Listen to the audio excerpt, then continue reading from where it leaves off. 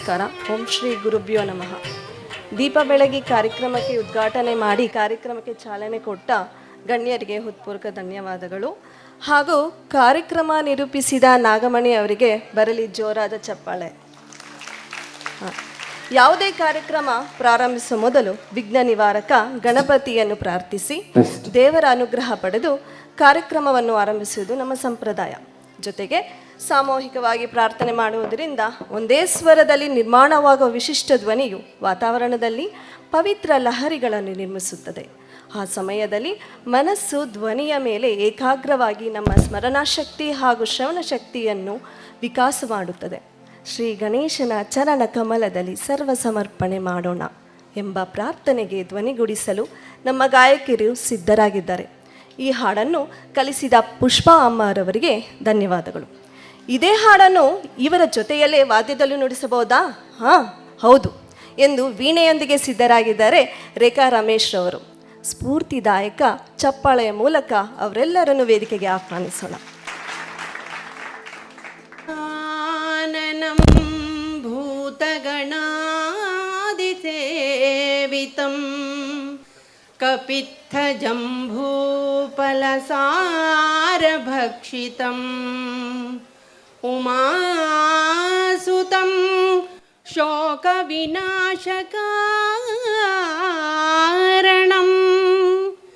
ನಮಾಮಿ ವಿಘ್ನೇಶ್ವರ ಪಾದಪಂಕಜಂ.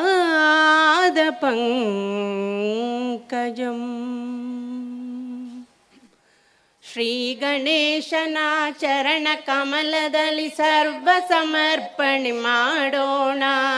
ಶ್ರೀ ಗಣೇಶನ ಚರಣ ಕಮಲದಲ್ಲಿ ಸರ್ವ ಸಮರ್ಪಣೆ ಮಾಡೋಣ. ವಿಘ್ನಗಳನ್ನು ನೀಗಿಸುವಂಥ ಭಕ್ತ ಪ್ರೇಮಿಗೆ ನಮಿಸೋಣ. ವಿಘ್ನಗಳನ್ನು ನೀಗಿಸುವಂಥ ಭಕ್ತ ಪ್ರೇಮಿಗೆ ನಮಿಸೋಣ.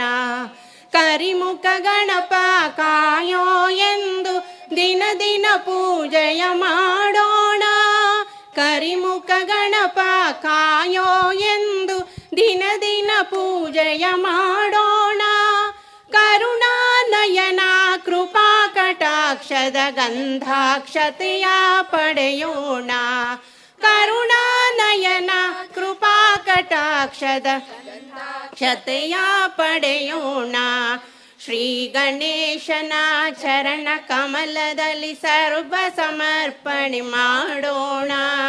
ವಿಘ್ನಗಳನ್ನು ನೀಗಿಸುವಂಥ ಭಕ್ತ ಪ್ರೇಮಿಗೆ ನಮಿಸೋಣ. ವಿದ್ಯೆಯ ಬುದ್ಧಿಯ ಸಿದ್ಧಿಯ ಕೊಡುನಿ ಎನ್ನುತ್ತ ಭಜನೆಯ ಮಾಡೋಣ. ವಿದ್ಯೆಯ ಬುದ್ಧಿಯ ಸಿದ್ಧಿಯ ಕೊಡುನಿ ಎನ್ನುತ್ತ ಭಜನೆಯ ಮಾಡೋಣ. ಯೋಗವ ಭೋಗವ ಭಾಗ್ಯವ ಕೊಡುವ ದಾತಗೆ ಹೂವನ್ನು ಹಾಕೋಣ. ಯೋಗವ ಭೋಗವ ಭಾಗ್ಯವ ಕೊಡುವ ದಾತಗೆ ಹೂವನ್ನು ಹಾಕೋಣ. ಶ್ರೀ ಗಣೇಶನ ಚರಣ ಕಮಲದಲ್ಲಿ ಸರ್ವ ಸಮರ್ಪಣೆ ಮಾಡೋಣ. ವಿಘ್ನಗಳನ್ನು ನೀಗಿಸುವಂಥ ಭಕ್ತ ಪ್ರೇಮಿಗೆ ನಮಿಸೋಣ. ಶ್ರೀ ಗಣೇಶನ ಚರಣ ಕಮಲದಲ್ಲಿ ಸರ್ವ ಸಮರ್ಪಣೆ ಮಾಡೋಣ. ವಿಘ್ನಗಳನ್ನು ನೀಗಿಸುವಂಥ ಭಕ್ತ ಪ್ರೇಮಿಗೆ ನಮಿಸೋಣ. ಭಕ್ತ ಪ್ರೇಮಿಗೆ ನಮಿಸೋಣ. ಭಕ್ತ ಪ್ರೇಮಿಗೆ ನಮಿಸೋಣ. ಧನ್ಯವಾದಗಳು.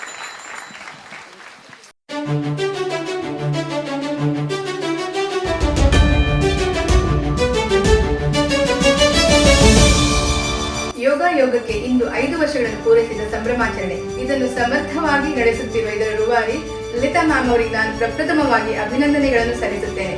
ಲಲಿತಾ ಮ್ಯಾಮ್ ಅವರ ಯೋಗದಲ್ಲಿರುವ ಪರಿಣಿತಿ, ಅವರ ಅಗಾಧ ಜ್ಞಾನ, ಶಿಸ್ತು, ತಾಳ್ಮೆ ಮತ್ತು ಅವರ ಮಾರ್ಗದರ್ಶನ ನನಗೆ ನನ್ನ ಜೀವನವನ್ನು ಸುಧಾರಿಸುವಲ್ಲಿ ಸಹಾಯ ಮಾಡಿದೆ. ಹಾಗೂ ನಾನು ಜೀವನ ಶೈಲಿಯನ್ನು ನೋಡುವ ರೀತಿಯನ್ನು ಬದಲಾಯಿಸುವಲ್ಲಿ ಮಹತ್ತರ ಪಾತ್ರವನ್ನು ವಹಿಸಿದೆ.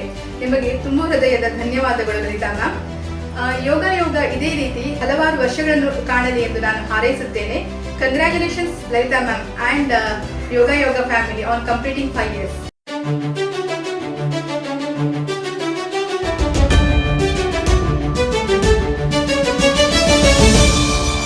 ಸುಶ್ರಾವ್ಯವಾಗಿ ಹಾಡಿದ ಶ್ರೀಮತಿ ಪುಷ್ಪಾ ಕೃಷ್ಣಪ್ಪ ಹಾಗೂ ತಂಡದವರಿಗೆ, ಜೊತೆಯಲ್ಲಿ ಸುಮಧುರವಾಗಿ ವೀಣೆಯನ್ನು ನುಡಿಸಿದ ಶ್ರೀಮತಿ ರೇಖಾ ರಮೇಶ್ ಅವರಿಗೆ ಎಲ್ಲರ ಪರವಾಗಿ ಹೃತ್ಪೂರ್ವಕ ಅಭಿನಂದನೆಗಳು. ನಿರೂಪಣೆ ಮಾಡಿದ ಶ್ರೀಮತಿ ವಿಜಯಲಕ್ಷ್ಮಿ ಅವರಿಗೂ ಧನ್ಯವಾದಗಳು.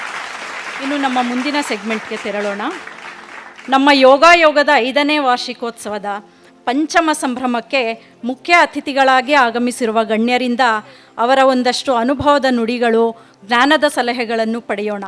ಅದಕ್ಕೂ ಮುನ್ನ ನಮ್ಮ ಯೋಗದ ರೂವಾರಿ, ಚೈತನ್ಯದ ಚಿಲುಮೆ, ನಮ್ಮೆಲ್ಲರ ನೆಚ್ಚಿನ ಗುರುಗಳು ಶ್ರೀಮತಿ ಲಲಿತಾ ರಾಜಾರಾಮ್ರವರು ಈ ಕಾರ್ಯಕ್ರಮದ ಕುರಿತು ಒಂದೆರಡು ನುಡಿಗಳನ್ನು ಮಾತಾಡಲಿದ್ದಾರೆ.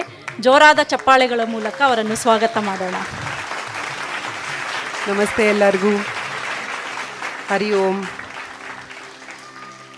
ಒಳ್ಳೆ ಮದುವೆ ಮನೆಯಲ್ಲಿ ಎಲ್ಲರೂ ಆ್ಯಕ್ಚುಲಿ 2 ತಿಂಗಳಿಂದ ನಡೀತಾ ಇದೆ ಈ ತಯಾರಿ. ಇವತ್ತು ಇಷ್ಟು ಸಕ್ಸಸ್ಫುಲ್ಲಾಗಿ, ಅಂದರೆ ಎಷ್ಟು ಚೆನ್ನಾಗಿ, ಒಳ್ಳೆ ಕಣ್ಣಿಗೆ ಹಬ್ಬ, ಚೆನ್ನಾಗಿ ಕಾಣಿಸ್ತಾ ಇದ್ದೀರಾ ಎಲ್ಲರೂ ಸ್ಟೂಡೆಂಟ್ಸು. ನಿಮ್ಮ 2 ತಿಂಗಳ ಪರಿಶ್ರಮ, ನನ್ನ ಸ್ವಲ್ಪ ಬೈಗಳ ಇರಲಿ ಬಿಡಿ ಮ್ಯಾಮ್, ಅಭ್ಯಾಸ ಆಗಿಬಿಟ್ಟಿದೆ ಇವಾಗ ಅಂತಾರೆ. ಇಷ್ಟೊಂದು ದೊಡ್ಡವರೆಲ್ಲ ಕೂತಿರುವಾಗ ನಂಗೆ ಆ್ಯಕ್ಚುಲಿ ಇವತ್ತು ಮಾತಾಡೋಕ್ಕೆ ಒಂಚೂರು ಟೆನ್ಷನ್ ಆಗ್ತಾಯಿದೆ. ಎಲ್ರಿಗೂ ನಮಸ್ತೆ. ಟೆನ್ಷನ್ ಬೇಡವಾ? ಥ್ಯಾಂಕ್ ಯು ಅಣ್ಣ. ಯೋಗ ಹುಟ್ಟಿದ ದಿವಸ ಅದರ ತಾಯಿಗೂ ಗೊತ್ತಿರಲಿಲ್ಲ ಇದಿಷ್ಟು ದೊಡ್ಡ ಕೂಸಾಗ್ಬಿಡುತ್ತೆ ಅಂತ. ನಾನು ತಲೆನಲ್ಲೂ ಅಂದ್ಕೊಂಡಿರಲಿಲ್ಲ ಇವತ್ತು ಒಂದು ದೊಡ್ಡ ಕಾರ್ಯಕ್ರಮ ಇಷ್ಟು ಜನರ ಜೊತೆ ಮಾಡ್ತೀವಿ ಅಂತ. ಇಟ್ ವಾಸ್ ಜಸ್ಟ್ ಒಂದು ಕ್ಲಿಕ್ ಐಡಿಯಾ, ಆಮೇಲೆ ಇಟ್ ಕ್ಲಿಕ್ಡ್ ಅಷ್ಟೇ. ಸೊ ಅದಕ್ಕೆ 100 ಜನ ಕಾರಣರು ಇದ್ದಾರೆ. ಇವತ್ತು ಇಷ್ಟು ಜನ ಇದ್ದೀರಿ, ಎಲ್ಲ ಇದ್ದೀರಾ. ನಮ್ಮ ಸಂಭ್ರಮಾಚರಣೆ ಸಂತೋಷ ಮತ್ತು ನಿಮ್ಮ ಜೊತೆ ಹಂಚ್ಕೋಬೇಕು ಅಂತ ನಮ್ಮ ಗಣ್ಯರನ್ನು, ಸಾಧಕರನ್ನು ಕರೆದಾಗ ಒಂದೇ ಒಂದು ನಿಮಿಷನೂ ಯೋಚನೆ ಮಾಡಲಿ, ಎಸ್ ನಾವು ಬರ್ತೀವಿ ಪರವಾಗಿಲ್ಲ ಅಂದರು. ಸೊ ತುಂಬ ಖುಷಿ ಆಯಿತು ನಮಗೆ ನಿಮ್ಮ ಅಮೂಲ್ಯ ಸಮಯವನ್ನು ನಮಗೋಸ್ಕರ, ನಮ್ಮ ವೇದಿಕೆಗೋಸ್ಕರ ಕೊಟ್ಟಿರೋದಕ್ಕೆ. ಡಾಕ್ಟರ್ ವಿಜಯಲಕ್ಷ್ಮಿ ಬಾಳೆಕುಂದ್ರಿ ಮ್ಯಾಮ್ ಮತ್ತು ಕಾರಣಾಂತರಗಳಿಂದ ಬರಲಾಗದೇ ಇರುವಂಥ Guruprasad Udupi sir, doctor Guruprasad Udupi, doctor Latha Damle ma'am ಮತ್ತು ನಮ್ಮ ಪ್ರೀತಿಯ ಸುಬ್ಬುಬಯ್ಯ. ನಾನು ಅವ್ರ ಜೊತೆ ಟ್ರಿಪ್ಪು ಎಲ್ಲ ಹೋಗ್ತೀನಿ, ನನಗೆ ತುಂಬ ಇಷ್ಟ. ಯಾಕೆಂದರೆ this is the kind of trip I wanted ಅಂತೀನಿ. ನಂಗೆ ಸುಮ್ಮನೆ ರೆಸಾರ್ಟು ಅಲ್ಲಿ ಇಲ್ಲಿ ಎಲ್ಲ ಹೋಗೋಕ್ಕೆ ಇಷ್ಟ ಇಲ್ಲ. ಸಾಮಾನ್ಯವಾಗಿ ಎಲ್ಲರೂ ಹೇಳ್ತಾರೆ, ಬಟ್ ಅವ್ರ ಜೊತೆ ಹೋಗೋಕ್ಕೆ ನಂಗೆ ಫುಲ್ಲು ಖುಷಿ. ನಂದು ಎಲ್ಲ ಕೆಲಸಗಳನ್ನು ಬದಿಗೊತ್ಬಿಟ್ಟು ಅವ್ರ ಜೊತೆ ಹೊರಡ್ತೀನಿ, ಆಯ್ತು ಬರ್ತೀನಿ ನಾನು ಅಂತ. ಆಮೇಲೆ ನಮ್ಮ ವೇದಪಾಠದ ಗುರುಗಳಾದ ಶ್ರೀ ರವಿಕುಮಾರ್ ಅವರು ನಮಗೆ ಎಲ್ಲ ರೀತಿಯಲ್ಲೂ ಮಾರ್ಗದರ್ಶನ, ಒಂಥರ ಯಾವಾಗಲೂ ನಮ್ಮ ಜೊತೆಗೇ ಇರ್ತಾರೆ. So they are a family. Latha Damle ma'am, Ravi Kumar ಗುರುಗಳು ಯಾವಾಗಲೂ ನಮ್ಮ ಜೊತೆನೇ ಇರ್ತಾರೆ. ಇಂಥ ವಿಶೇಷ ವ್ಯಕ್ತಿಗಳು, ಸಾಧಕರು ಎಲ್ಲರೂ ನಮ್ಮ ಜೊತೆ ಇರೋದು ಮತ್ತು ಅವ್ರ ಮಾತು ಕೇಳಿಸ್ಕೊಳ್ಳೋದಕ್ಕೆ ಆ್ಯಕ್ಚುಲಿ ನಾನು ಕಾಯ್ತಾ ಇದ್ದೀನಿ. ಸೊ ನನ್ನ ಮಾತನ್ನು ಆದಷ್ಟು ಬೇಗ ಮುಗಿಸ್ತೀನಿ. ಪ್ರತಿದಿನ 365 ದಿವಸನೂ ನನ್ನದೇ ವಾಯ್ಸ್ ನಡೀತಾನೇ ಇರುತ್ತೆ ಯೋಗದಲ್ಲಿ. ಸೊ ಇವತ್ತು ಸ್ವಲ್ಪ ಅವ್ರ ಮಾತುಗಳನ್ನೇ ಕೇಳಿಸ್ಕೊಳ್ಳೋಣ ಅಂತ ಇದ್ದೀನಿ. ಇಲ್ಲಿ ಥ್ಯಾಂಕ್ ಯು ಹೇಳೋಕ್ಕೆ ತುಂಬ ಇದೆ. ಮೊದಲನೇದಾಗಿ ನನಗೆ ಬೆನ್ನೆಲುಬಾಗಿ ನಿಂತಿರುವಂಥ ನನ್ನ ಪತಿ ವೆಂಕಟೇಶ್ ಪ್ರಸಾದ್ ಅವರು. ಆಮೇಲೆ 2ನೇದಾಗಿ ನನಗೆ ಝೂಮ್ ಎಲ್ಲ ಆಪ್ರೇಟ್ ಮಾಡೋಕ್ಕೆ ಬರ್ತಾ ಇರಲಿಲ್ಲ. ನಾವೆಲ್ಲ ಬರೀ ಸ್ಕೂಲ್ ಟೀಚರ್ಸು, ನಮಗೆಲ್ಲ ಬರಲ್ಲ, ಆನ್ಲೈನ್ ಎಲ್ಲ ಬರ್ತಾ ಇರಲಿಲ್ಲ. ನನ್ನ ಮಗ ಅದನ್ನು ಡೌನ್ಲೋಡ್ ಮಾಡಿಕೊಟ್ಟು ಅದನ್ನೆಲ್ಲ ಗೈಡ್ ಮಾಡಿ ಇವತ್ತು ಝೂಮ್ನಲ್ಲಿ ಪ್ರೋ ಆಗಿಬಿಟ್ಟಿದ್ದೀನಿ ನಾನು. ಆ ಥರ ಮಾಡಿಕೊಟ್ಟಿರೋಂಥ ನನ್ನ ಮಗ ಅಮೋಘ. ನನಗೆ ಯಾವುದೇ ಕೆಲಸ ಇರಲಿ, ಏನೇ ಒಂದು ಕ್ವಿಕ್ ಐಡಿಯಾ ಬರಲಿ, ನನಗೆ ತಕ್ಷಣ ರೀಚಬಲ್ ಪರ್ಸನ್ನು ಶ್ರೀ ಕಿರಣ್ ಹಟ್ಟಿ ಅಂಗಡಿ. ನನಗೆ ಸ್ನೇಹಿತರು, ಫ್ಯಾಮಿಲಿ, ಫ್ರೆಂಡ್ ಎಲ್ಲನೂ ನನ್ನ ಜೊತೆ ಎಲ್ಲದಕ್ಕೂ ಫಸ್ಟ್ ಕೇಳ್ತಾರೆ ಫೋನ್ ಮಾಡಿದ ತಕ್ಷಣ, ಏನಾದರೂ ಕೆಲಸ ಇದೆಯಾ ಅಂತ, ಇನ್ನೇನಾದರೂ ಕೆಲಸ ಇದ್ದರೆ ಹೇಳಿ ಅಂತ. ಸೊ ಇಂಥವ್ರಿಂದನೇ ಈ ಥರದ್ದೊಂದು ಸಂಸ್ಥೆ ಕಟ್ಟಕ್ಕೆ ಸಾಧ್ಯ. ಇದ್ರ ಜೊತೆಗೆ ನನ್ನ ಪ್ರೀತಿಯ ಕುಟುಂಬ. ನಮ್ಮದು ಕುಟುಂಬ ತುಂಬ ಪುಟ್ಟದಾಗಿತ್ತು, 3 ಜನರ ಕುಟುಂಬ. ನಾನು, ನನ್ನ ಗಂಡ, ನನ್ನ ಮಗ, 3 ಜನ ಇದ್ದಿದ್ದಂಥ ಕುಟುಂಬನ ಇವತ್ತು 285 ಜನರ ಕುಟುಂಬ ಅಂತ ಹೇಳ್ಕೊಡೋಕ್ಕೆ ನನಗೆ ತುಂಬ ಹೆಮ್ಮೆ ಆಗುತ್ತೆ. All my priorities goes to them. ನನ್ನ ಮಗ ಹತ್ರ ಹೋದರೆ ಫಸ್ಟ್ ಅವ್ನು ಹೇಳೋದು, ಇಡೀ ವಾರ ಅವ್ರಿಗೆ ಟೈಮ್ ಕೊಟ್ಟಿರ್ತೀಯ, ಒಂದು ಅರ್ಧ ದಿವಸ ಫೋನ್ ಎತ್ತಿಟ್ಬಿಡು, ನನ್ನ ಜೊತೆ ಇರು ಅಂತ ಹೇಳ್ತಾನೆ. So almost my time goes in that, ಎಲ್ಲ ಕ್ಲಾಸ್ಗಳಾಗಲಿ ಎಲ್ಲದಕ್ಕೂ ಆಗಲಿ. ಆಮೇಲೆ ಇದಕ್ಕೆ ಒಂದು ರಿಲೇಟೆಡ್ ಒಂದು ನನಗೆ ತುಂಬ ಇಷ್ಟವಾಗಿರುವಂಥ ಭಗವದ್ಗೀತೆಯ ಶ್ಲೋಕವನ್ನು ಹೇಳ್ತೀನಿ. ಏನೋ ಸಾಧನೆ ಮಾಡಿಬಿಟ್ಟಿದ್ದೀನಿ ಆ ಥರ ಈ ಥರ ಎಲ್ಲ ಅಲ್ಲ. ಅಧಿಷ್ಠಾನಂ ತಥಾಕರ್ತ ಕರಣಂಚ ಪೃಥಕ್ ವಿಧಂ ವಿವಿಧಾಶ್ಚ ಪೃಥಕ್ ಚೇಷ್ಟ ದೈವಂ ಚೈವಾತ್ರ ಪಂಚಮಂ. ಯಾವುದಾದ್ರೂ ಒಂದು ಸಕ್ಸಸ್ಫುಲ್ಲಾಗಿ ಆಗಬೇಕಾದ್ರೆ ಅದು ಇವೆಂಟ್ ಆಗಿರ್ಬೋದು, ಒಂದು ಸಂಸ್ಥೆ ಆಗಿರ್ಬೋದು, ಒಂದು ಸ್ಕೂಲ್ ಆಗಿರ್ಬೋದು, ಅದಕ್ಕೆ ತುಂಬ ಪ್ರೀತಿಯಿಂದ ಜತನದಿಂದ ಕಟ್ಟಿದ್ರೆ ಮಾತ್ರ ಸಾಧ್ಯ. ಎಲ್ಲಾದರೂ ಒಂಚೂರು ಕಮರ್ಷಿಯಲ್ಲು, ನನಗೆ ದುಡ್ಡು ಇಂಪಾರ್ಟೆಂಟು ಅಂತ ನಾವು ಎಲ್ಲಾದರೂ ಒಂದು ಕಡೆ ಯಾವುದೇ ಮನುಷ್ಯ ಅನ್ಕೊಂಬಿಟ್ರೆ ಆ ಸಂಸ್ಥೆ ಬಿದ್ದೋಗುತ್ತೆ ಅಂತ. ಸೊ ಭಗವದ್ಗೀತೆನಲ್ಲಿ ಕೃಷ್ಣ ಕೂಡ ಅದನ್ನೇ ಹೇಳಿರೋದು. ಕ್ರಿಯೆ ನಡೆಯುವ ಸ್ಥಳ ಅಂದರೆ ನಮ್ಮ ಶರೀರ ಅಂತ. ಅಧಿಷ್ಠಾನ ಫಸ್ಟ್, ಅದು ಅಧಿಷ್ಠಾನ ಯಾವ ಜಾಗದ್ದು. ಕರ್ತ ಯಾರು ಮಾಡ್ತಾನೋ ಅವನು. ಕರಣಂ ಬೇರೆ ಉಪಕರಣಗಳು ನಮಗೆಲ್ಲ ಇವಾಗ ನೋಡ್ಕೊಳ್ಳಿ, ಅದನ್ನು ರಿಲೇಟೆಡ್ ಆಗಿ ತಗೊಳ್ತೀನಿ. ಯಾವಾಗಲೂ ಕ್ಲಾಸ್ನಲ್ಲಿ ಹೇಳ್ತಾ ಇರ್ತೀನಿ, ಭಗವದ್ಗೀತೆನ ನೀವು ಎಲ್ಲಿಗೆ ಯಾವುದೇ ಪ್ರತಿದಿನದ ಕೆಲಸದಲ್ಲೂ ತಗೊಂಡ್ರು ಅದಕ್ಕೆ ನಿಮ್ಗೆ ರಿಲೇಟೆಡ್ ಸಿಕ್ಕತ್ತೆ ಒಂದು ಶ್ಲೋಕ. ಅಂದರೆ you get each and every answer in each and every question of yours. ಪ್ರತಿದಿನ ಇದನ್ನು ಹೇಳ್ತಾ ಇರ್ತೀನಿ. ಮತ್ತು ಚೇಷ್ಟ, ನಾವು ಅದನ್ನು ನಿಷ್ಕಾಮ ಕರ್ಮವಾಗಿ ಯಾವಾಗ ಮಾಡ್ತೀವೋ, ನಮ್ಮ ಪೂರ್ತಿ ಪ್ರೀತಿಯಿಂದ ಯಾವಾಗ ಮಾಡ್ತೀವೋ, ಮತ್ತು ಎಲ್ಲದಕ್ಕಿಂತ ಇಂಪಾರ್ಟೆಂಟ್ ಇದಕ್ಕೆ ತುಂಬ ಒಳ್ಳೇದು ಹೇಳ್ತೀವಿ, ದೈವ ಅಥವಾ ಅದೃಷ್ಟ ಅಥವಾ ದೇವರ ಕೃಪೆ ಅಂತ. ಸೊ ನಾನು ಇನ್ನೇನು ಇದಕ್ಕೆ ಪಂಚಮಂ ಲಾಸ್ಟ್ ಒನ್ನನ್ನು ತುಂಬ ನಂಬ್ತೀನಿ. ಮತ್ತು ನನ್ನ ಸುತ್ತಲೂ ಇರುವಂಥ ಒಳ್ಳೆಯ ಸಕಾರಾತ್ಮಕವಾಗಿ ಯೋಚನೆ ಮಾಡುವಂಥ ಜನ, ನಮ್ಮ ಯೋಗನೇ ಅದರ ಟ್ಯಾಗ್ಲೈನೇ ಅದು, ವಸುಧೈವ ಕುಟುಂಬಕಂ ಅಂತ. ಅದನ್ನೇ ಒಂದು ಕುಟುಂಬ, ದೊಡ್ಡದಾದ ಕುಟುಂಬ ಅಂತ ಮಾಡ್ಕೊಂಡಿದ್ದೀವಿ. ಸೊ ನನ್ನದೇನೂ ಇಲ್ಲ ಇದರಲ್ಲಿ, ಸರ್ವಂ ಶ್ರೀ ಕೃಷ್ಣಾರ್ಪಣಮಸ್ತು. ಹಾಗೆ ಇವರು 3 ಜನದ್ದು ಮಾತು ಕೇಳಿಸ್ಕೊಳ್ಳೋಕ್ಕೆ ತುಂಬ ಕಾಯ್ತಾ ಇದ್ದೀನಿ ನಾನು ಕೂಡ, ಅದಕ್ಕೆ ಬೇಗ ಮುಗಿಸ್ತೀನಿ. ಥ್ಯಾಂಕ್ ಯು, ಧನ್ಯವಾದ ಎಲ್ಲರಿಗೂ.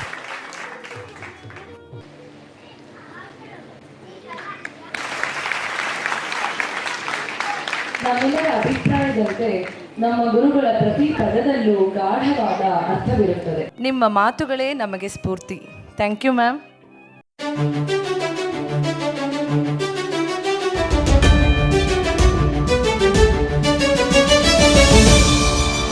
ನಮಸ್ಕಾರ. ಇಂದು ಯೋಗ ಕುಟುಂಬದ 5ನೇ ವಾರ್ಷಿಕೋತ್ಸವದ ಸಮಾರಂಭ. ಇದರಲ್ಲಿ ರಾಜ್ಯದ, ರಾಷ್ಟ್ರದ, ಅಂತಾರಾಷ್ಟ್ರೀಯ ವಿದ್ಯಾರ್ಥಿಗಳು ಪಾಲ್ಗೊಳ್ಳುತ್ತಿರುವುದು ಒಂದು ವಿಶೇಷ. ನಾನು ಈ ಕುಟುಂಬಕ್ಕೆ ಸೇರಿಕೊಂಡು 4 ವರ್ಷಗಳು ಕಳೆದಿದೆ. ನನಗೆ ಪ್ರಾರಂಭ ಹಂತದಲ್ಲಿದ್ದ ಸಿಯಾಟಿಕ್ ನರ್ವ್ ಪೇನ್ ಕಾಣೆಯಾಗಿದೆ. ಶಾಂತಿ, ನೆಮ್ಮದಿಯ ಬದುಕು ನನ್ನದಾಗಿದೆ. ಈ ಬದಲಾವಣೆಗೆ ನಮ್ಮ ಗುರುಗಳಾದ ಶ್ರೀಮತಿ ಲಲಿತಾ ರಾಜಾರಾಮ್ ಅವರೇ ಕಾರಣ. ಅವರು ಪ್ರಾರಂಭಿಸಿ ಬೆಳೆಸಿ ಪೋಷಿಸಿಕೊಂಡು ಹೋಗುತ್ತಿರುವ ಈ ಕುಟುಂಬವು ಒಂದು ಸಂಘಟನೆಯೇ ಸರಿ. ಈ ಸಂದರ್ಭದಲ್ಲಿ ನನ್ನ ಹೃತ್ಪೂರ್ವಕ ನಮನಗಳನ್ನು ಅವರಿಗೆ ಅರ್ಪಿಸುತ್ತಾ ಈ ಕುಟುಂಬವು ದಶಕಗಳ ವಾರ್ಷಿಕೋತ್ಸವವನ್ನು ಕಾಣಲಿ ಎಂದು ಆಶಿಸುತ್ತೇನೆ.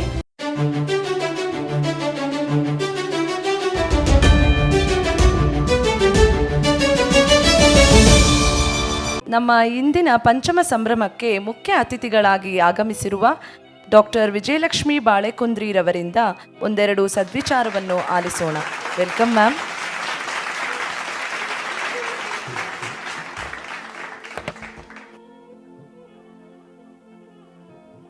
ಓಂ ಶ್ರೀ ಗುರುಭ್ಯೋ ನಮಃ.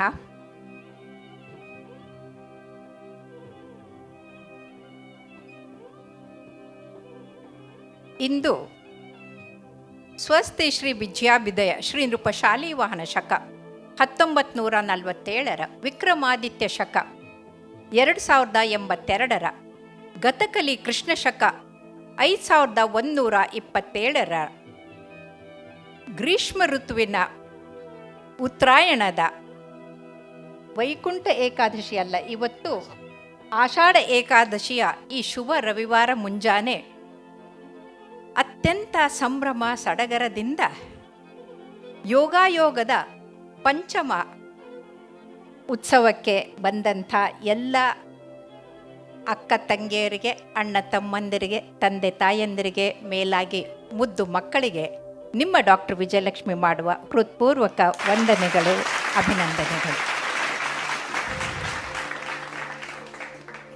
ದೀಪ ಹಚ್ಚಿ ನಾವು ಪ್ರಾರಂಭ ಮಾಡಿದ್ವಿ.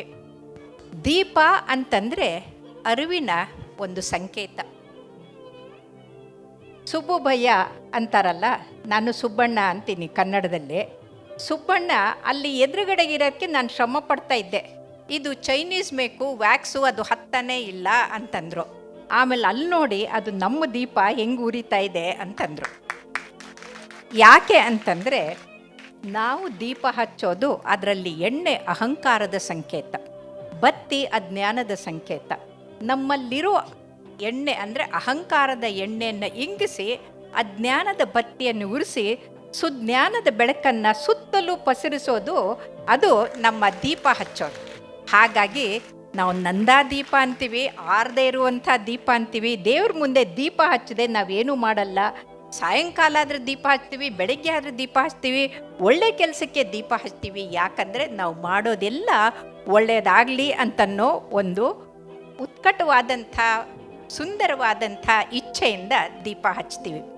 ಆದರೆ ನೀವು ಕ್ಯಾಂಡಲ್ ಹಚ್ಚಿದಾಗ ಅದು ಆರುತ್ತೆ, ಅದನ್ನು ಉಫ್ ಅಂತ ಊದ್ಬಿಟ್ಟು ಹ್ಯಾಪಿ ಬರ್ಡೇ ಅಂತ ಅನ್ನುತ್ತೆ. ಅದು ಪಾಶ್ಚಾತ್ಯರ ಪದ್ಧತಿ. ಆದರೆ ನಮ್ಮದು ಹಾಗಲ್ಲ, ಅದು ಉರಿತಾನೇ ಇರಬೇಕು. ಅದಕ್ಕೆ ನಾನು ಲಲಿತಾ ಅವ್ರಿಗೆ ಹೇಳಿದೆ, ಎಲ್ಲವನ್ನು ಒಂದರಲ್ಲೇ ಹಾಕಿಬಿಡಿ, ಆವಾಗ ಎಷ್ಟೇ ಗಾಳಿ ಫ್ಯಾನು ಬಂದರೂ ಕೂಡ ಆರೋದಿಲ್ಲ ಅಂತ.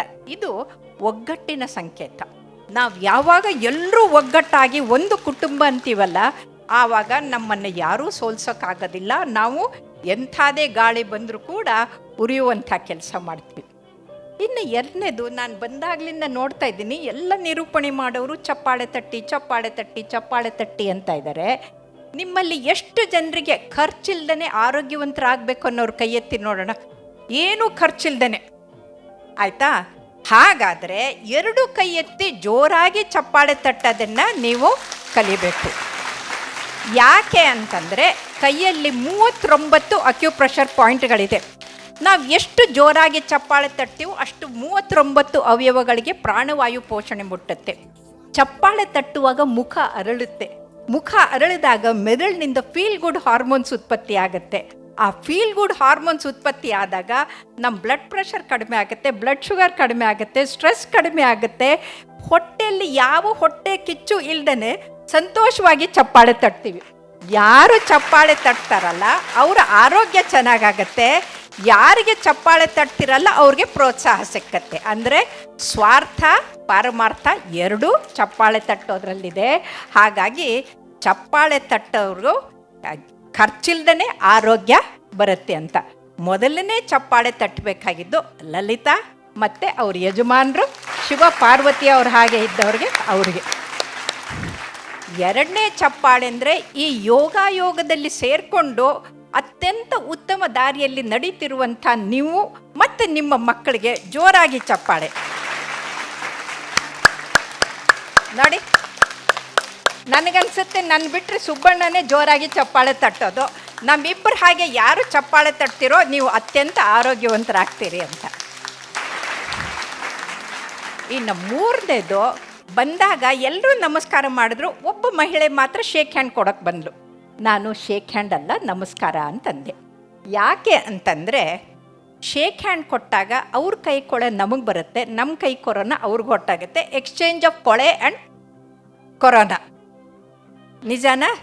ಆದರೆ ಚಪ್ಪಾಳೆ ತಟ್ಟೋದ್ರ ಜೊತೆಗೆ ನಾವು 5 ಬೆರಳುಗಳನ್ನು ಹೀಗೆ ಜೋಡಿಸಿ ಹೆಬ್ಬೆರಳುಗಳನ್ನು ನಮ್ಮ ಕಡೆಗೆ, ಎದೆ ಕಡೆಗೆ ಅಂದರೆ ಜೀವಾತ್ಮದ ಕಡೆಗೆ ಮಾಡಿ ನಾವು ನಮಸ್ಕರಿಸಿದಾಗ ಪರಮಾತ್ಮನ ಅಂಶ ನಿಮ್ಮ ಅಲ್ಲಿರುವಂಥ ಜೀವಾತ್ಮನಿಗೆ ನಾನು ನಮಸ್ಕಾರ ಮಾಡ್ತಾ ಇದ್ದೀನಿ, ನನ್ನಲ್ಲಿರೋ ಜೀವಾತ್ಮನಿಗೆ ನೀವು ನಮಸ್ಕಾರ ಮಾಡ್ತಾ ಇದ್ದೀರಿ.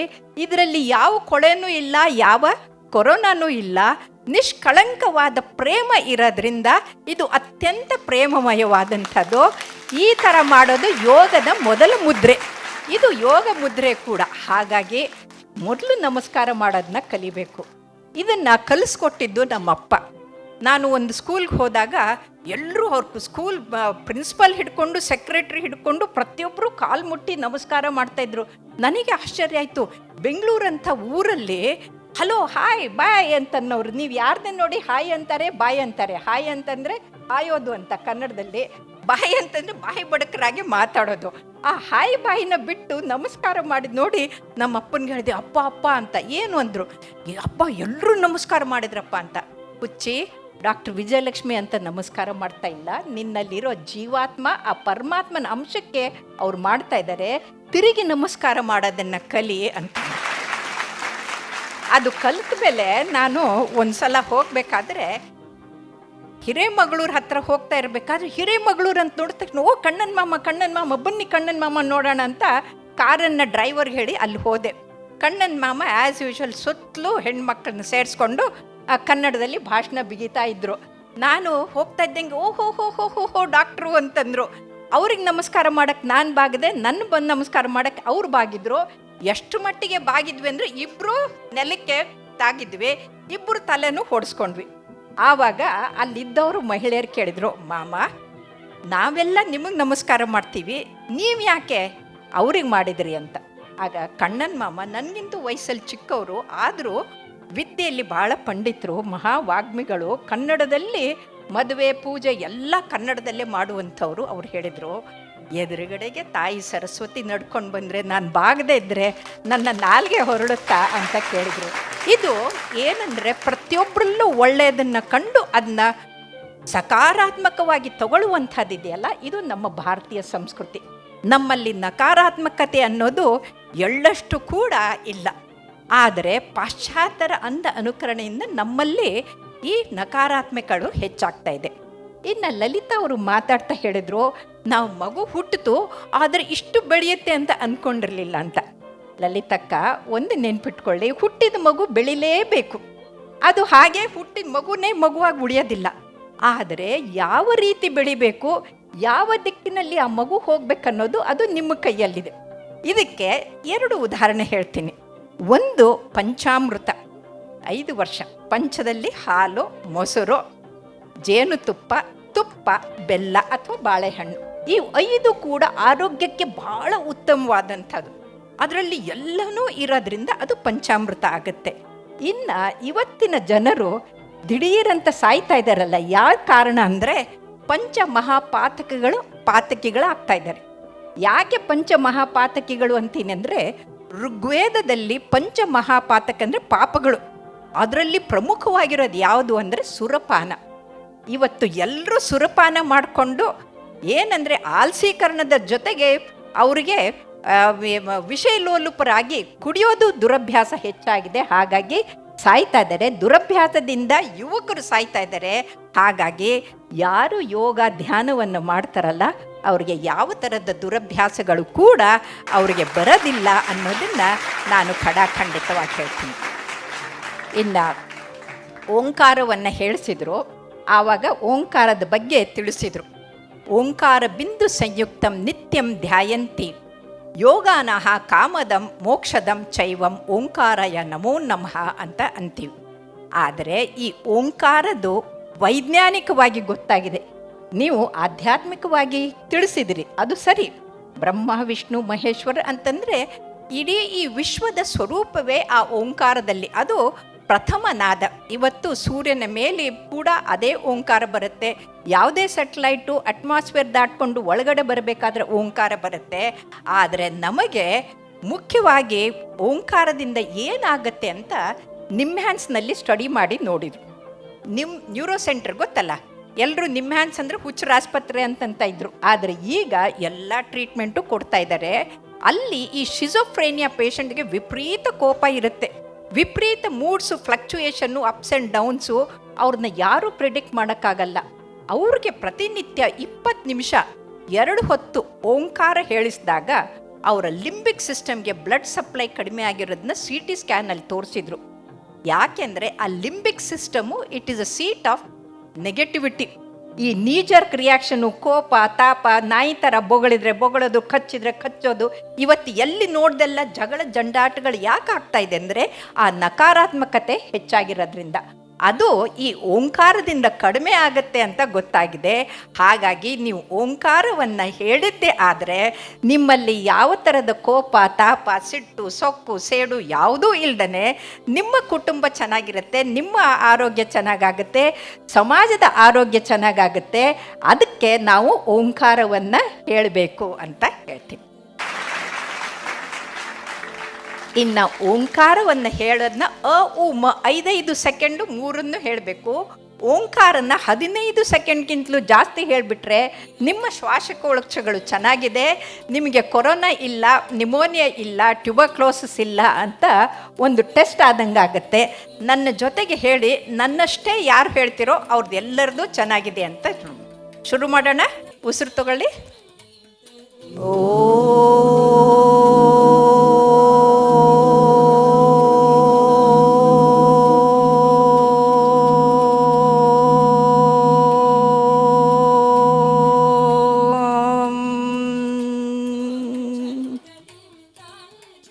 ಎಕ್ಸಲೆಂಟ್. ಎಷ್ಟು ಶಾಂತವಾಗತ್ತೆ, ಎಷ್ಟು ಚೆನ್ನಾಗಾಗುತ್ತೆ. ನಮ್ಮ ಶ್ವಾಸಕೋಶ ಚೆನ್ನಾಗಿದೆ ಅಂತ. ಯಾಕೆ ಈ ಶ್ವಾಸಕೋಶ ಅಂತ ಹೇಳ್ತೀನಿ ಅಂದರೆ, ನಮ್ಮ ಶ್ವಾಸಕೋಶ ಚೆನ್ನಾಗಿದ್ದರೆ ನಾವು ಉಸಿರನ್ನು ಒಳಗಡೆ ತಗೊಳ್ಬೋದು. ಈ ಪ್ರಾಣಾಯಾಮ ಮಾಡ್ತೀವಲ್ಲ, ಆ ಪ್ರಾಣಾಯಾಮದಲ್ಲಿ ಪ್ರಾಣವಾಯುವನ್ನು ತಗೊಳ್ತೀವಿ. ಎಲ್ಲರೂ ಆಕ್ಸಿಜನ್ ಅಂತ ನೀವು ಡಿಕ್ಷನರಿ ತೆಗೆದು ನೋಡಿ, ಆಮ್ಲಜನಕ ಅಂತ ಬರುತ್ತೆ. ಆದರೆ ನಮ್ಮ ಭಾರತೀಯ ಸಂಸ್ಕೃತಿನಲ್ಲಿ ನಾವು ಆಕ್ಸಿಜನ್ ಅನ್ನೋಲ್ಲ, ಅದಕ್ಕೆ ಮೀನಿಂಗೇ ಇಲ್ಲ. ಆಮ್ಲಜನಕ ಮೀನಿಂಗ್ ಇಲ್ಲ. ಪ್ರಾಣವಾಯು ಅಂತಂದರೆ ಪರಮ ಪವಿತ್ರವಾದಂಥ ವಾಯು. ಅದರಲ್ಲಿ ಆಕ್ಸಿಜನ್ ಕೂಡ ಒಂದು. ಪ್ರಾಣವಾಯು ಆಕ್ಸಿಜನ್ ಒಂದೇ ಅಲ್ಲ, ಆದರೆ ಆಕ್ಸಿಜನ್ನು ಪ್ರಾಣವಾಯುಲ್ಲಿರುತ್ತೆ. ಈ ಚೈತನ್ಯ ಬರುತ್ತಲ್ಲ, ವಿಶ್ವದ ಕಾಸ್ಮಿಕ್ ಎನರ್ಜಿಯನ್ನು ಒಳಗಡೆ ತಗೊಂಡು ನಮ್ಮ ಜೀವಾತ್ಮವನ್ನು ದೃಢಪಡಿಸುವಂಥದ್ದು ಈ ಪ್ರಾಣಾಯಾಮ. ಹಾಗಾಗಿ ಅದು ಬಹಳ ಮುಖ್ಯ ಆಗುತ್ತೆ. ಇನ್ನು ಯೋಗ ನೀವೆಲ್ಲ ಕಲಿತಾ ಇದ್ದೀರಿ, ಅವರೆಲ್ಲ ಹೇಳ್ಕೊಟ್ಟಿರ್ತಾರೆ. ಯೋಗವನ್ನು ಜಗತ್ತಿಗೆ ಮೊದಲು ಕೊಟ್ಟವ್ರು ಯಾರು ಅಂತ ಹೇಳ್ತೀರಾ? ಯಾರು? ಅಲ್ಲ, ಯಾರು?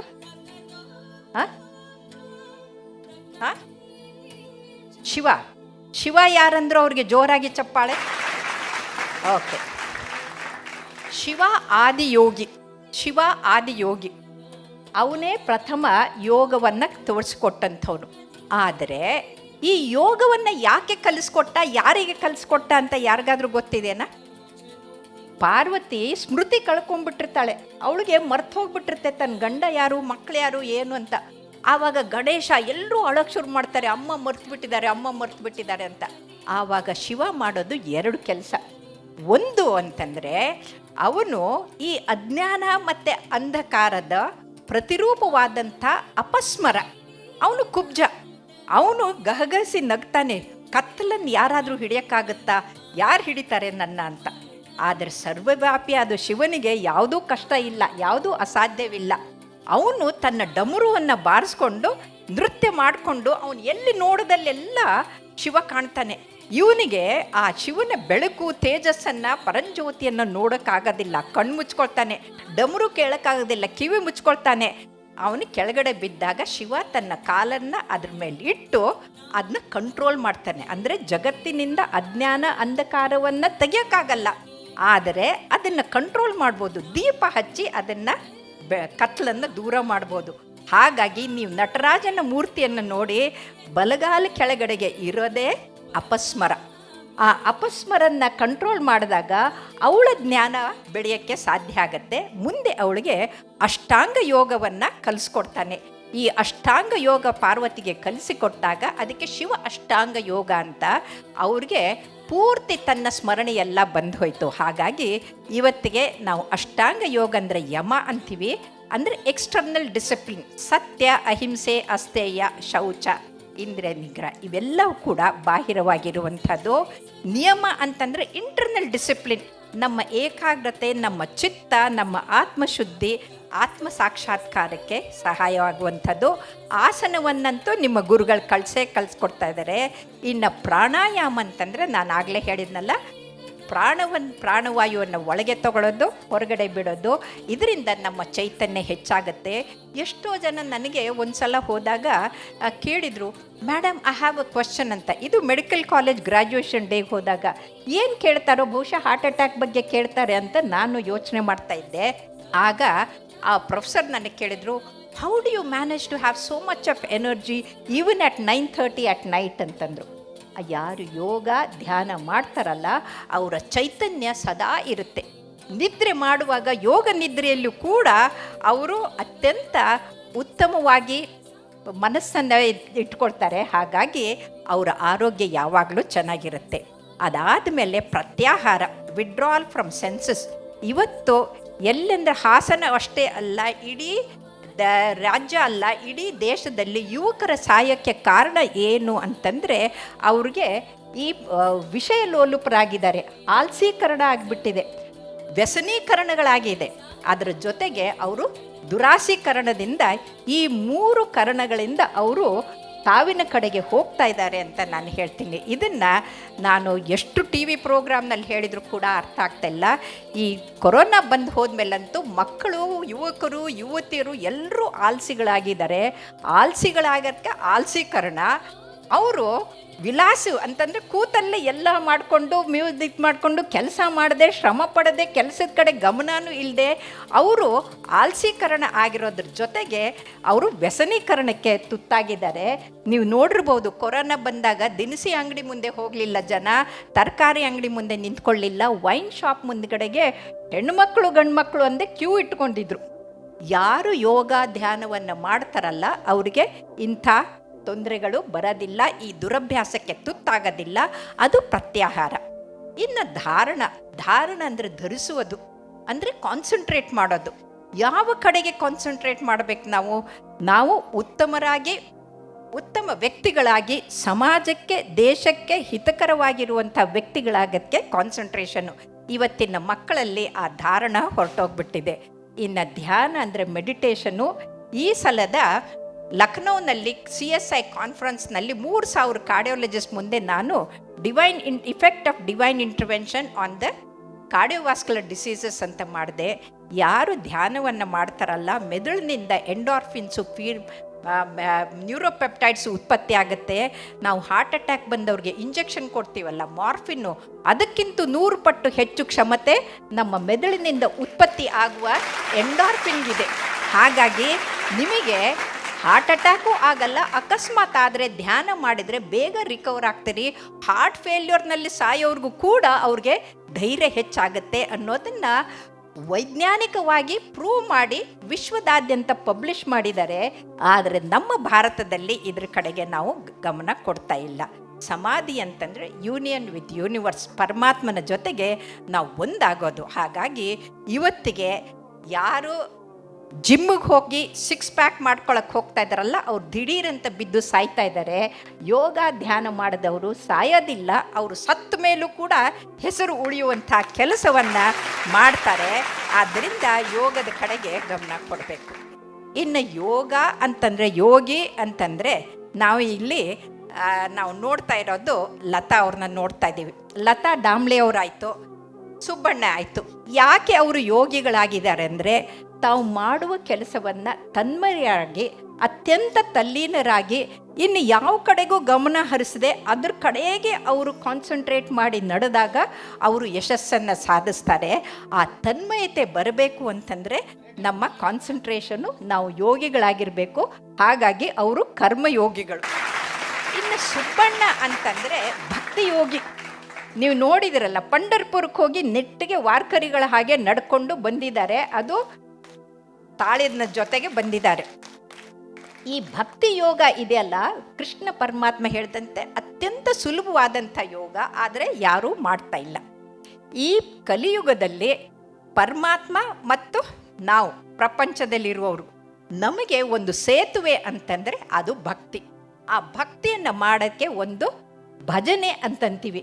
ಯಾರು ಭಜನೆಯನ್ನು ಭಕ್ತಿಯಿಂದ ಮಾಡ್ತಾರೋ, ಅದು ಚಪ್ಪಾಳೆ ತಟ್ಕೊಂಡು ಮಾಡ್ತಾರಲ್ಲ, ಅವರ ಆರೋಗ್ಯನೂ ಚೆನ್ನಾಗಾಗತ್ತೆ, ಅವರು ಉತ್ತಮರಾಗ್ತಾರೆ. ಹಾಗಾಗಿ ಇವತ್ತಿಗೆ ಸಾಧಕರಾದಂಥ ಲಲಿತಮ್ಮ, ಸುಬ್ಬಣ್ಣ, ಲತಾ, ಇಲ್ಲಿ ಸೇರಿದಂಥ ನೀವೆಲ್ಲರೂ ಕೂಡ ಸಾಧಕರಾಗಬೇಕು ಅಂದರೆ ನಿಮ್ಮ ಜಸ್ಟ್ ಯೋಗದು ಆಸನ ಮಾಡೋದಲ್ಲ, ಅದರ ಜೊತೆಗೆ ನಿಮ್ಮ ಮನಸ್ಸು ಶರೀರನ ಶುದ್ಧವಾಗಿಟ್ಕೊಂಡು ಮನಸ್ಸನ್ನು ಅತ್ಯಂತ ನಿಷ್ಕಳಂಕವಾಗಿ ಇಟ್ಕೊಂಡ್ರೆ ಆರೋಗ್ಯ ತುಂಬಾಗಿ ಚೆನ್ನಾಗಾಗತ್ತೆ ಅನ್ನೋದರಲ್ಲಿ ಎರಡು ಮಾತಿಲ್ಲ. ಹಾಗಾಗಿ ನಾನು ಇವತ್ತು ಅತ್ಯಂತ ಸಂತೋಷದಿಂದ ಹೇಳೋದೇನೆಂದರೆ, ಸರ್ವೇ ಭವಂತು ಸುಖಿನಃ, ಸರ್ವೇ ಸಂತು ನಿರಾಮಯ, ಸರ್ವೇ ಭದ್ರಾಣಿ ಪಶ್ಯಂತು, ಮಾ ಕಶ್ಚಿತ್ ದುಃಖ ಭಾಗ್ ಭವೇತ್ ಅಂತ. ಓಂ ಶಾಂತಿ ಶಾಂತಿ ಶಾಂತಿ ಅಂತ ಹೇಳ್ತೀನಿ. ಯಾಕಂತಂದರೆ ಶಾಂತಿ ಮೊದಲು ನಮ್ಮ ಮನಸ್ಸಿಗೆ, ಶಾಂತಿ ನಮ್ಮ ಕುಟುಂಬಕ್ಕೆ, ಶಾಂತಿ ನಮ್ಮ ವಿಶ್ವಕ್ಕೆ. ಹಾಗಾಗಿ ತಾವೆಲ್ಲರೂ ನಾನು ಹೇಳಿರುವಂಥ ಶಾಂತಿ ಮಂತ್ರ ನಾನು ಹೇಳಿದ ತಕ್ಷಣ ಹೇಳಿದ ಹೇಳ್ತೀರಾ? ನೆಟ್ಟಿಗೆ ಕೂತ್ಕೊಳ್ಳಿ, ಈ ಮುದ್ರೆಯಲ್ಲಿ ಇಟ್ಕೊಳ್ಳಿ. ಇದು ಪರಮಾತ್ಮ, ಇದು ಜೀವಾತ್ಮ. ಈ ಮೂರು ನಮ್ಮ ತಮಸ್ ಗುಣಗಳು ಎಲ್ಲ ದೂರ ಇಟ್ಕೊಂಡು ನಾವು ಪರಮಾತ್ಮನ ಜೊತೆಗೆ ಒಂದಾಗಿ ಕಣ್ಮುಚ್ಕೊಂಡು ಹೇಳೋಣ. ಭೂಮಿ ಮಂಗಲಂ ಉದಕ ಮಂಗಲಂ ಅಗ್ನಿ ಮಂಗಲಂ ವಾಯು ಮಂಗಲಂ ಗಗನ ಮಂಗಲಂ ಸೂರ್ಯ ಮಂಗಲಂ ಚಂದ್ರಮಂಗಲಂ ಜಗತ್ಮಂಗಲಂ ಜೀವಮಂಗಲಂ ದೇಹಮಂಗಲಂ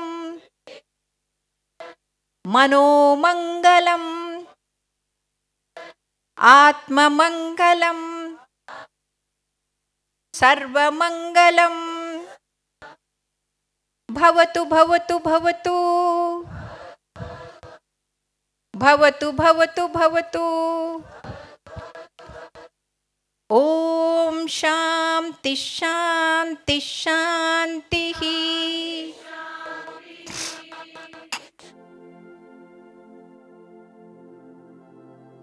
ನೋಡಿ, ಎಲ್ಲ ಕಡೆಗೆ ಯುದ್ಧ ನಡೆದಿದೆ, ಆದರೆ ನಮ್ಮ ದೇಶ ಯುದ್ಧದ ಬದಲು ಶಾಂತಿ ಮಾರ್ಗದಲ್ಲಿ ನಡೀತಾ ಇದ್ದೀವಿ. ಯಾಕಂದರೆ ಅದು ನಮ್ಮ ಸನಾತನ ಧರ್ಮದ ಒಂದು ಪ್ರತೀಕ. ಈ ಶಾಂತಿ ಅನ್ನೋದಿದೆಯಲ್ಲ, ಎಲ್ಲಿ ಶಾಂತಿ ಇರುತ್ತೋ ಅಲ್ಲಿ ಸಮೃದ್ಧಿ ಇರುತ್ತೆ, ಅಲ್ಲಿ ಸಮಾಧಾನ ಇರುತ್ತೆ. ಎಷ್ಟೋ ಜನ ಅಯ್ಯೋ ನನ್ನ ಹಣೆ ಬರ ಅಂತಾರೆ. ಇಲ್ಲ, ನಮ್ಮ ಉಪನಿಷತ್ನಲ್ಲಿ ಹೇಳಿದೆ ಏನು ಅಂದರೆ, as is our desire so is our action, so is our will. As is our will so is our deed, as is our deed so is our destiny. ಅಂದರೆ ನಾವು ಏನು ಆಗಬೇಕು ಅಂತ ನಮಗೆ ಆಸೆ ಇರುತ್ತಲ್ಲ, ಅದರ ಹಾಗೆ ನಾವು ಸಂಕಲ್ಪ ಮಾಡ್ತೀವಿ. ದೇವಸ್ಥಾನಕ್ಕೆ ಹೋಗಿ ಸಂಕಲ್ಪ ಮಾಡಿ ಬರೀ ಆರೋಗ್ಯ ಕೊಡು ಅಂತ ಕೇಳಿದರೆ ಅಲ್ಲ, ನೀವು ಆರೋಗ್ಯದಿಂದ ನಮ್ಮ ಆಯುಸ್ಸನ್ನು, ನಮ್ಮ ಯಶಸ್ಸನ್ನು ನಾವು ಮಾಡ್ತೀವಿ ಅನ್ನೋ ಸಂಕಲ್ಪವನ್ನು ನೀವು ಮಾಡಿದಾಗ ನಿಮ್ಮ ಸಂಕಲ್ಪಕ್ಕೆ ಸರಿಯಾಗಿ ನಿಮ್ಮ ಕರ್ಮಗಳು, ಆ ಸತ್ಕರ್ಮ ಮಾಡಿದಾಗ ಆ ಸತ್ಕರ್ಮದ ಫಲ ಪರಮಾತ್ಮ ಕೊಡ್ತಾನೆ. ಆ ಪರಮಾತ್ಮ ಸತ್ಫಲ ಕೊಟ್ಟಾಗ ನಮ್ಮ ಭವಿಷ್ಯ ಕೂಡ ಉಜ್ವಲ ಆಗತ್ತೆ. ಸೊ ಈ ಮೂರು ಸಾಧಕರು ಕೂತ್ಕೊಂಡಿರೋದು ಅವರು ಸತ್ಕರ್ಮ ಮಾಡಿ ಸತ್ಫಲವನ್ನು ಪಡಿತಾ ಇದ್ದಾರೆ. ಅದು ಅವರು ಕರ್ಮಯೋಗದಲ್ಲಿ ಆಗಿರ್ಬೋದು, ಲತಾ ಅವ್ರದ್ದು, ಇವರು ಭಕ್ತಿ ಯೋಗದಲ್ಲಿರ್ಬೋದು, ಅವರು ಜ್ಞಾನ ಯೋಗದಲ್ಲಿರ್ಬೋದು. ಆದರೆ ಇವೆಲ್ಲವೂ ಕೂಡ ನಮ್ಮ ಭವಿಷ್ಯವನ್ನು ಉಜ್ವಲ ಮಾಡೋಕ್ಕೆ ಇರೋದನ್ನೋದನ್ನು ನಾವು ಮರಿಬಾರ್ದು. ಹಾಗಾಗಿ ನಮ್ಮ ಬದುಕು ಅತ್ಯಂತ ಚೆನ್ನಾಗಿರಬೇಕು ಅಂದರೆ ದೇಹಿ ಸೌಭಾಗ್ಯಂ ಆರೋಗ್ಯಂ ದೇಹಿ ದೇವಿ ಪರಂ ಸುಖಂ ರೂಪಂ ದೇಹಿ ಜಯಂ ದೇಹಿ ಅಂತ ಹೇಳ್ತಾ ಆ ದೇವಿಗೆ ನಮಸ್ಕಾರ ಮಾಡ್ತಾ, ಇಲ್ಲಿ ನಿಮ್ಮ ಗುರುಗಳಾದಂಥ ಲಲಿತಾ ಅವ್ರಿಗೂ, ಭಕ್ತಿ ಮಾರ್ಗದಲ್ಲಿರುವ ಸುಬ್ಬಣ್ಣನವ್ರಿಗೂ, ಲತಾ ಅವ್ರಿಗೂ, ಅವರ ಯಜಮಾನರು ಅಂದರೆ ಶಿವ ಪಾರ್ವತಿ ಹಾಗೆ ಇರುವಂಥ ವೆಂಕಟೇಶ್ ಅವ್ರಿಗೂ, ಮತ್ತು ನಿಮ್ಮ ಸೇರಿದ ಎಲ್ಲರಿಗೂ ಕೂಡ ಆ ಭಗವಂತ ಆರೋಗ್ಯ, ಆಯುಷ್ಷು, ಸಂಪತ್ತು, ಸಮೃದ್ಧಿ, ನೆಮ್ಮದಿ, ಯಶಸ್ಸು, ತೇಜಸ್ಸು, ವರ್ಚಸ್ಸು, ಓಜಸ್ಸನ್ನು ಕೊಟ್ಟು ಯೋಗಿಗಳಾಗಿ ನಾವು ನಮ್ಮ ಸಮಾಜ, ನಮ್ಮ ದೇಶ, ವಿಶ್ವವನ್ನು ಉತ್ತಮಗೊಳಿಸುವಂಥ ಕೆಲಸವನ್ನು ಮಾಡ್ತೀವಿ. ದೇಶ ಪ್ರೇಮ, ಸಮಾಜ ಪ್ರೇಮ ನಮ್ಮ ಮಕ್ಕಳಲ್ಲಿ ಬಿತ್ತೀವಿ ಅಂತ ಹಾರೈಸಿ ನಿಮ್ಮೆಲ್ಲರಿಗೂ ನಮಸ್ಕಾರ. ನಮೋ ನಮಃ.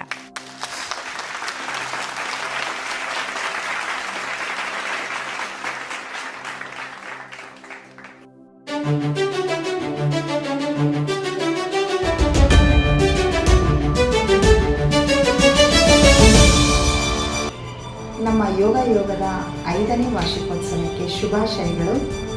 ನನಗೆ ಆರೋಗ್ಯದ ಸಮಸ್ಯೆಗಳು ಯೋಗದಿಂದ ತುಂಬ ಸುಧಾರಿಸಿದೆ, ನನ್ನ ಆರೋಗ್ಯ ಸುಧಾರಿಸಿದೆ ಮತ್ತು ನನಗೆ ಮಾರಲ್ ಸಪೋರ್ಟ್ ಆಗಿ ಯಾವಾಗಲೂ ನನಗೆ ಲಲಿತಾ ಮ್ಯಾಮ್ ಮಾತುಗಳು ಯಾವಾಗಲೂ ಮನೋಸ್ಥೈರ್ಯವನ್ನು ಕೊಟ್ಟಿದೆ.